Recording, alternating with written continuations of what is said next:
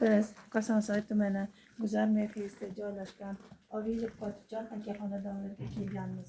Ushbu xonadonga Agrobank ATB Kosonsoy tumani filiali tomonidan aholi daromadlarini oshirish uchun 34 million so'mlik mahalla loyihasidan kredit evaziga chorva mol sotib olib, chorvachilik yo'nalishi bo'yicha loyiha paket kiritilgan.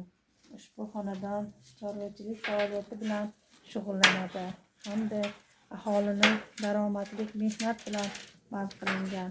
Shu orqali 2 nafar fuqaroni ish bilan ta'minlangan. Oyiga 3-4 million so'mlik daromad olib, hozirda yiliga 50-60 million so'm daromadga chiqilgan.